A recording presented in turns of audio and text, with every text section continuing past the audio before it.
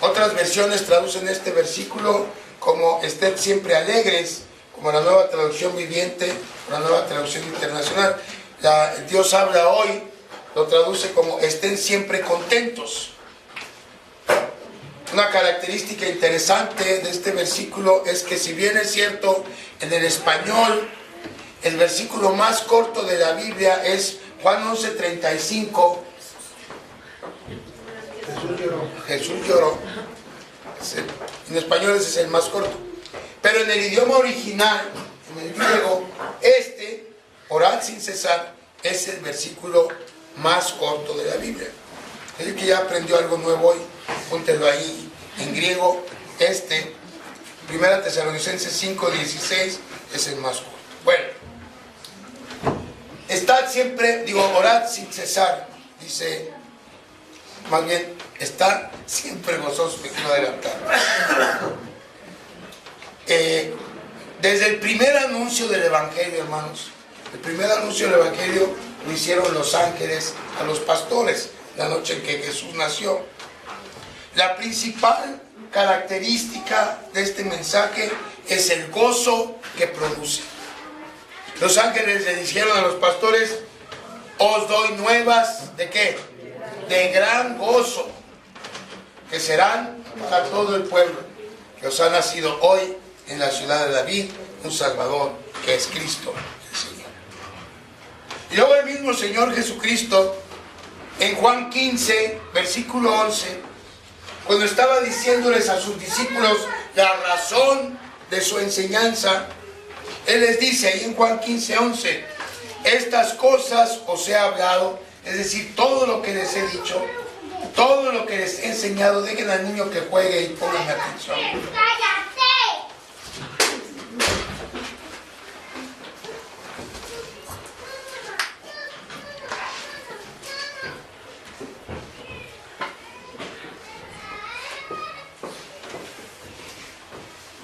Estas cosas os he hablado para que mi gozo esté en vosotros y vuestro gozo sea cumplido.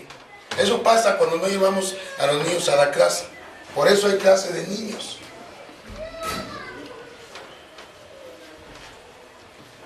El gozo que produce el Evangelio funciona de dentro hacia afuera, como ya dijimos. No depende de si tengo trabajo o no. No depende de qué tan grande es el cheque que recibo cada semana o cada quincena. No depende de cómo me tratan los demás. El gozo del cristiano no depende, o mucho menos depende, de nuestra salud. No depende de cómo marcha mi matrimonio. No depende tampoco si nuestros hijos salieron buenos hijos o son unos malandrines. Mucho menos depende de quién esté en Los Pinos o de cómo le fue a mi equipo esta semana. No. Por cierto, yo estaría frito esta semana. Pero no depende de eso. O de cómo anda la bolsa de valores. Como enseña el Catecismo de Heidelberg, nuestro gozo, hermanos, depende de que le pertenecemos a Cristo. De que Cristo nos libertó de todo el poder del diablo, dice la primera pregunta del Catecismo de Heidelberg. Satisfaciendo enteramente con su preciosa sangre por todos nuestros pecados, los suyos y los míos. Y nos guarda, dice el Catecismo, de tal manera que sin la voluntad de Dios, ni uno solo de nuestros cabellos cae a tierra. Por el contrario, dice el Catecismo, todas las cosas ayudan para nuestra salvación. Amén. Eso es lo que necesitamos saber para vivir y para morir dichosamente. De eso depende el gozo nuestro, de saber nuestra pertenencia, de saber que somos de Cristo. No estamos al garete, no estamos abandonados. Tenemos a alguien que nos ama tanto que dio su vida por nosotros. Como cristianos, entonces, no podemos cometer el error de creer que nuestro deber sagrado es estar sombríos y ser pesimistas todo el tiempo. No podemos creer como cristianos que sonreír y andar de buenas sea pecado, o peor, que sea algo abominable. Eso no es lo que la Biblia enseña. ¿Qué dice Nehemías 8:10? Nehemías 8:10. Dice la Biblia ahí: luego les dijo Nehemías al pueblo de Israel: id, comed grosuras y bebed vino dulce y enviad porciones a los que no tienen nada preparado, porque día santo es a nuestro Señor. No os entristezcáis, le dice Nehemías al pueblo. ¿Por qué? Porque el gozo de Jehová es vuestra fuerza. Aleluya. Y después, en el libro de Proverbios 17, versículo 22, fíjese el valor que le da Salomón, inspirado por el Espíritu Santo, a un corazón alegre. Dice Proverbios 17, 22, el corazón alegre constituye un buen remedio, mas el espíritu triste, ¿qué hace? Seca los huesos.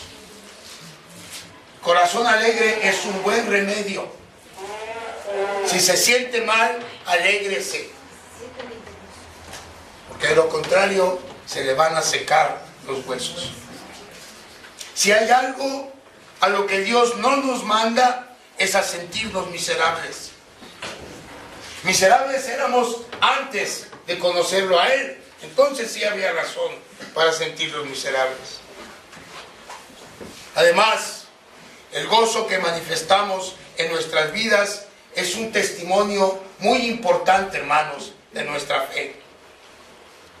Si estamos todo el tiempo aburridos, todo el tiempo de malas, todo el tiempo sin emoción alguna, entonces ¿cómo vamos a pretender compartir ese evangelio con los demás? ¿Cómo vamos a decirle a los demás: Cristo te ama, acepta a Cristo? Que tienes nada, tú acepta a Cristo.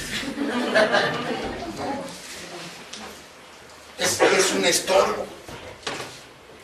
Entonces, nosotros, hermanos, tenemos el regalo más preciado que alguien pudiera tener. Un regalo que está perfectamente resumido por el apóstol Pedro. Fíjese, vamos a su primera carta. Primera de Pedro 1, versículo 3 y siguiente. Bendito el Dios y Padre de nuestro Señor Jesucristo, que según su grande misericordia nos hizo renacer. ¿Para qué nos hizo renacer, hermanos? ¿Para qué somos cristianos, usted y yo? Para alcanzar la salvación, para una esperanza viva por la resurrección de Jesucristo de los muertos. Luego fíjese qué dice el versículo 4: para una herencia incorruptible, incontaminada e inmarcesible, reservada en los cielos para vosotros. Para vosotros que sois guardados por el poder de Dios mediante la fe, para alcanzar la salvación que está preparada para ser manifestada en el tiempo postrero, en el cual vosotros os alegráis. Y luego dice Pedro: aunque ahora, por un poco de tiempo, si es necesario, tengáis que ser afligidos en diversas pruebas. Es decir, que la aflicción, que las pruebas que lleguen a nuestra vida nos puedan traer, no mengua en un ápice el gozo que tenemos por la herencia gloriosa que nos espera. Amén. Lo que Pablo dice en Romanos 8: todos los males que te vengan, te van a venir males. Estamos en el mundo. Va a haber tiempos difíciles, va a haber problemas, va a haber angustias. De eso no podemos escapar. Pero, dice Pablo, estoy cierto que toda la preocupación, todos los problemas, toda la tristeza que pudiéramos afrontar en esta vida no tiene punto de comparación con la gloria que nos espera. Ese es el gozo que tenemos. No hay motivo entonces, hermanos, para dejar de estar gozosos siempre. Segunda orden, orar sin cesar. De las tres, esta es quizá la orden que más problemas nos causa. Empezando porque, ¿qué significa orar sin cesar? Quiere decir que cada que hablemos, cada que pensemos vamos a estar orando. En un cierto sentido sí, ¿no? Pero no quiere decir eso, literalmente. Quiere decir que nuestra comunión con Dios debe ser tal que no necesitemos cambiar de humor para orar.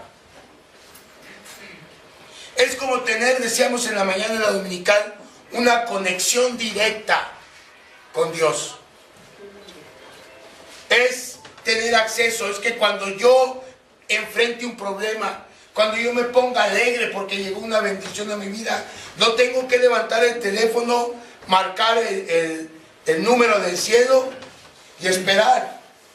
Y decíamos en la mañana, en el cielo no hay grabadoras de que si tiene una petición marque 1, si tiene gratitud marque 2, o espérese en la línea y un operador lo va a atender. No, tenemos acceso directo a la presencia de Dios. Es cuestión de empezar a orar y tenemos la promesa y la seguridad de que Dios nos oye. Orar sin cesar quiere decir que debemos orar conscientemente, deliberadamente, repetidamente y persistentemente, conforme vamos enfrentando cada reto que la vida nos lanza. Ahora, es necesario que comprendamos que el propósito de la oración es descubrir la voluntad de Dios para nuestras vidas. Es decir, el motivo de orar no es convencer a Dios para que haga lo que queremos. Más bien el motivo de orar es llegar a entender el plan que Él tiene para nuestras vidas. Sería muy interesante si hiciéramos una evaluación de nuestras oraciones de vez en cuando. Nos vamos a sorprender, pero si somos honestos, nos vamos a dar cuenta que algunos aspectos de nuestras oraciones en realidad no tienen sentido. Y eso solo confirma lo que la Escritura dice. No sabemos orar como debemos. Esa es la verdad. Y es el Espíritu Santo quien conoce nuestros corazones, quien conoce el corazón de Dios, quien tiene que dirigirnos en la oración. ¿No dice así la Biblia? El Espíritu Santo gime con gemidos indecibles. Él intercede por usted y por mí con gemidos indecibles. Porque no sabemos orar. Entonces, si el propósito de orar es poder hacer la voluntad de Dios, la pregunta lógica es, ¿cómo podemos conocer esa voluntad de Dios para nuestras vidas? Fácil. Su voluntad nos ha sido revelada en su palabra, en la Biblia. Ahí es donde debemos encontrarla. Y entonces, adecuar nuestras peticiones a la enseñanza bíblica. Es decir, yo no le puedo decir a Dios que me conceda el amor de mi vida si el amor de mi vida es casada o es casado. Porque Dios condena el adulterio, nunca me la va a dar. Yo no le puedo pedir a Dios que me dé un trabajo si ese trabajo me va a alejar de mi comunión con Él. Porque Dios quiere que yo tenga comunión con Él.